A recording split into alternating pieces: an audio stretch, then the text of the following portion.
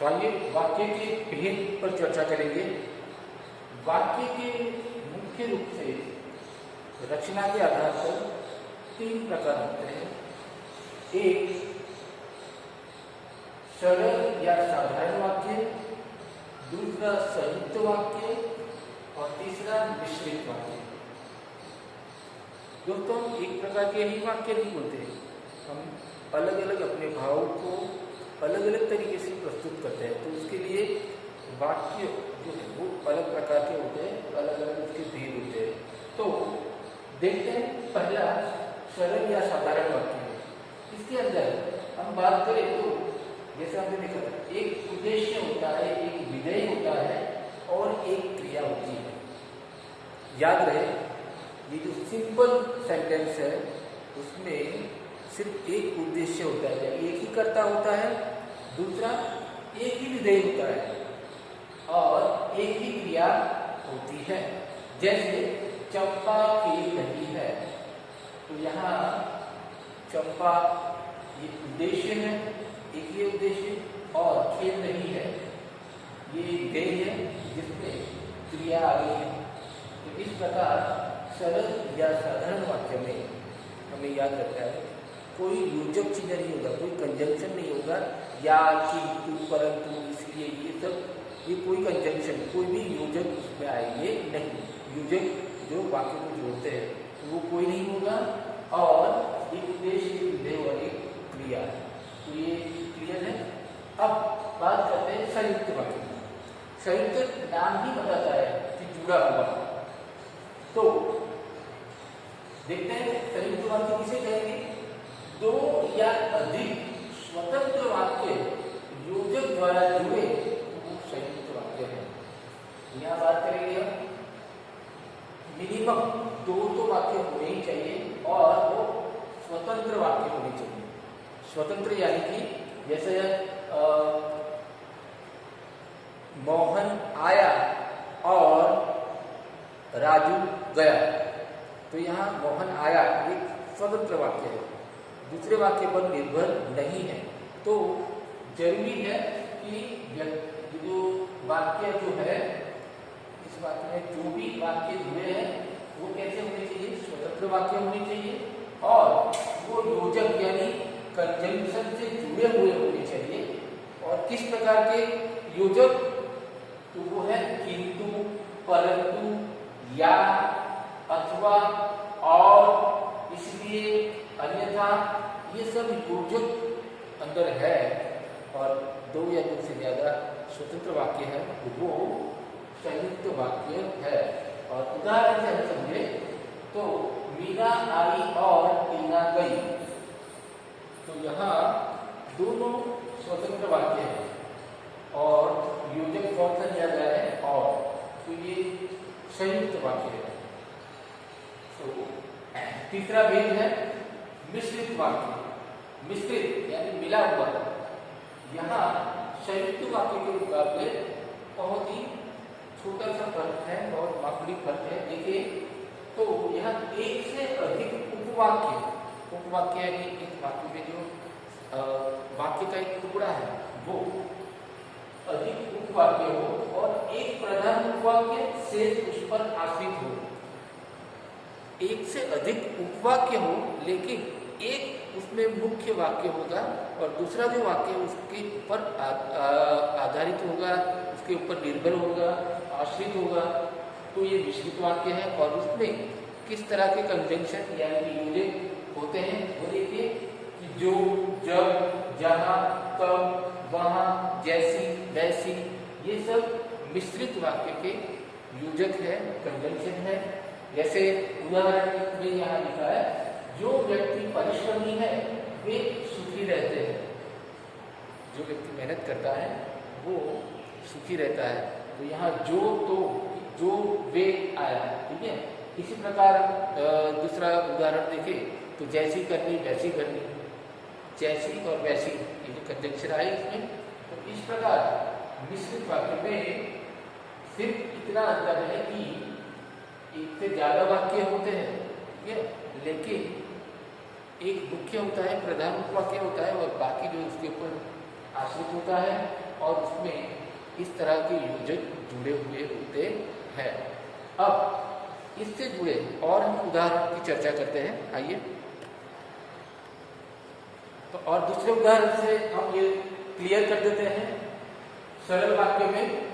दोस्तों पहले मैं आपको बता दूं कि ये हम जो कर रहे हैं इसलिए सीख रहे हैं कि सरल वाक्य से हमें वाक्य रूपांतरण करना है, संयुक्त में फिर मिश्रित में। ये भी हो सकता है मिश्रित का हमें संयुक्त करना हो, मिश्रित का सरल करना हो, सरल का मिश्रित करना हो, संयुक्त करना हो। ये हमें वाक्य रूपांतरण हमें सीखना है। इसके लिए जरूरी है कि पहले हम ये तीनों वाक्य के भेद जो है तीनों सरल, संयुक्त और मिश्रित को हम समझते हैं। उदाहरण की जगह फिर से हम समझने की कोशिश करते हैं फिर से कि पहला उदाहरण मोहन बाजार गया। यहाँ हम बात करें, एक उद्देश्य है मोहन और एक विधेय है बाजार गया, जिसमें क्रिया भी आ गई, ठीक है, और उसमें एक भी योजक यानी कंजंक्शन नहीं है। दूसरा, चंपा गीत गाती है। यहाँ पर भी हम देखें तो एक ही उद्देश्य है और एक ही विधेय है और क्रिया भी शामिल है और योजक चिन्ह नहीं है। इसी प्रकार महेश पढ़ रहा है, इसमें भी एक ही उद्देश्य है और एक विधेय है और योजक नहीं है। इसी प्रकार आगे हम देखें संयुक्त वाक्य के उदाहरण को। क्या देखना है संयुक्त वाक्य में कि दो या दो से अधिक स्वतंत्र वाक्य होने चाहिए और ये योजकों द्वारा जुड़े होने चाहिए, किंतु परंतु या अथवा लेकिन किंतु परंतु और इसलिए अन्यथा, ये सब योजक चिन्ह, इसमें से कोई ना कोई योजक तो होना चाहिए। देखते हैं, मुझे पढ़ना है परंतु मेरे पास किताब नहीं है। यहाँ दो स्वतंत्र वाक्य है, मुझे पढ़ना है, ठीक है, और दूसरा है वाक्य मेरे पास किताब नहीं है। ये दोनों स्वतंत्र वाक्य हैं, एक दूसरे पर निर्भर नहीं है। तो यहाँ दो स्वतंत्र वाक्य हैं।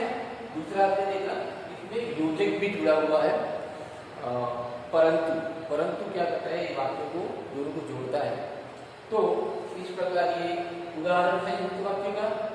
दूसरा उदाहरण, गीता ने पढ़ाई की और सो गई।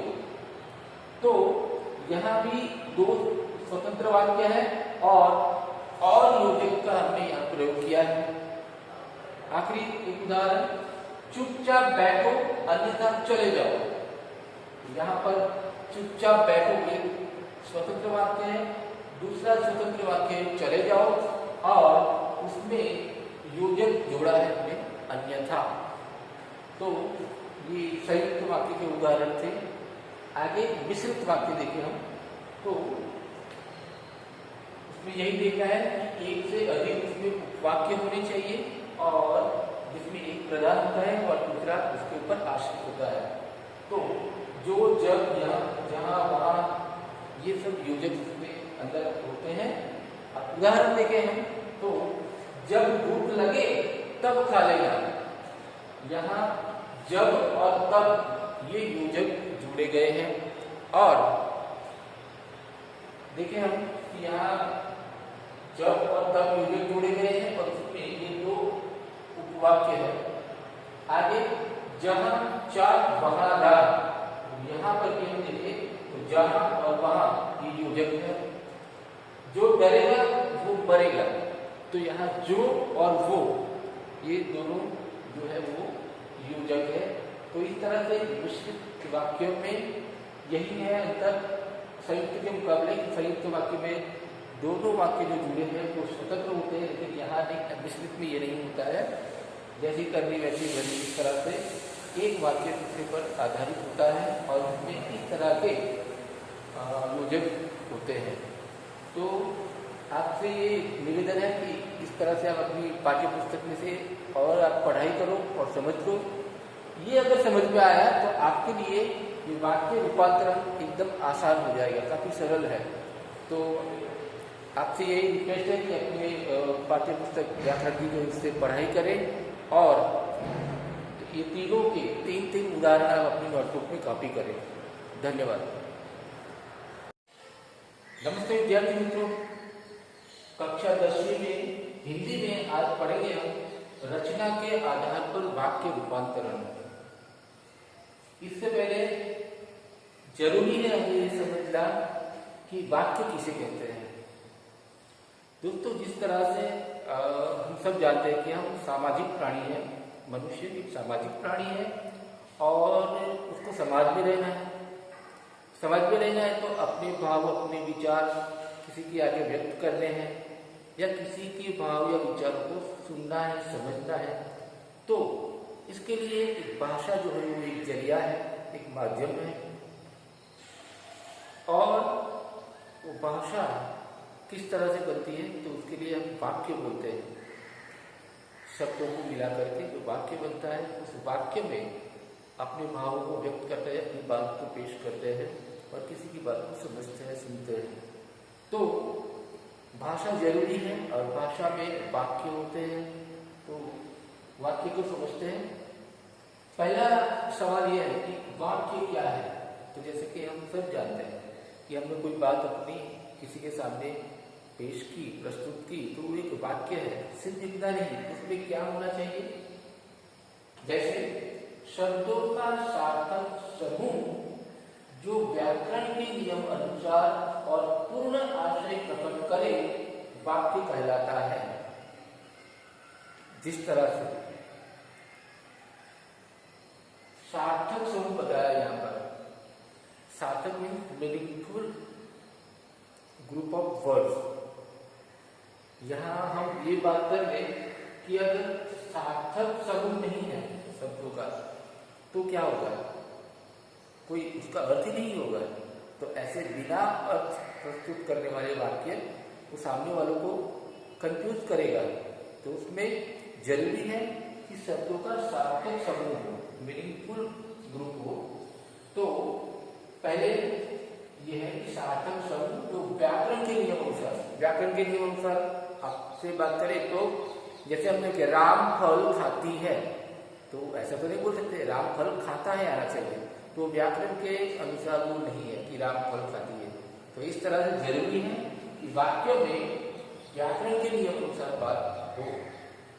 आगे कि पूर्ण आशय प्रकट करें। अगर हम ये कहें कि मैं भूखा,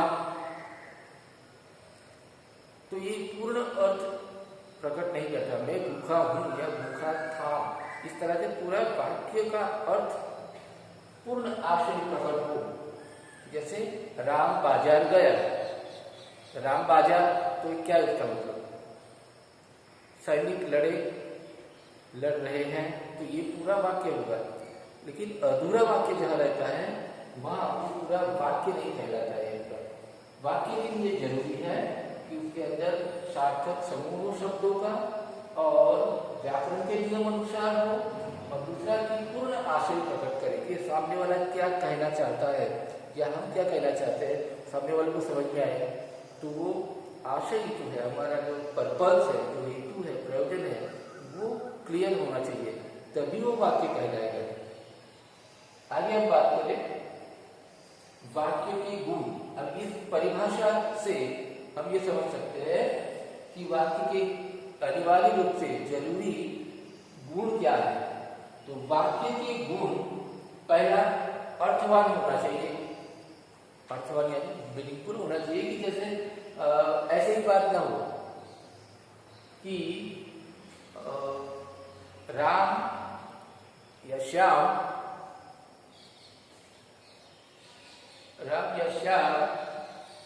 दोनों पढ़ाई में कमजोर हैं। तो ये वाक्य अर्थवान हुआ है। लेकिन राम कमजोर, पढ़ाई, तो राम कमजोर है या पढ़ाई कमजोर है, क्या है, तो वो क्लियर नहीं होता। तो क्लियर होना चाहिए, यहाँ पर अर्थपूर्ण होना चाहिए। दूसरा नियम अनुसार, जैसे कि मैंने बात की आपसे कि राम फल खाती है नहीं आएगा, फल खाता है आएगा। इस तरह से पूर्णता होनी चाहिए, पूरा आशय स्पष्ट हो, सामने वाला क्या कहना चाहता है वो पूर्ण रूप से समझ में आना चाहिए। तो ये वाक्य के गुण हैं। इस तरह से वाक्य के गुण, और आगे है वाक्य के अंग। हमें वाक्य रूपांतरण करना है तो उसके लिए जरूरी है कि पहले वाक्य को समझें, वाक्य क्या है। अब वाक्य वाक्य के अंग जो है, जैसे पेड़ की बात करें तो पेड़ में डालियां होती है, फूल होते हैं, फल होते हैं, तना होता है, तो ये इसके अंग है। इस प्रकार से वाक्य के मुख्य रूप से ये दो अंग है, उद्देश्य और विधेय। उद्देश्य यानी जिसे इंग्लिश में हम सब्जेक्ट कहते हैं, और विधेय जिसे इंग्लिश में प्रेडिकेट कहते हैं। तो उद्देश्य क्या है? तो वो कर्ता, उदाहरण पर देखिए हम कि कर्ता यानी कि जो नाउन प्रोनाउन क्रिया करने वाला। तो उद्देश्य क्या है? वो कर्ता है। जैसे उदाहरण पर देखिए तो रमेश किताब पढ़ रहा है, तो रमेश है कर्ता, क्रिया को करने वाला कर्ता जो है वो रमेश, यहाँ उद्देश्य है, रमेश उद्देश्य है।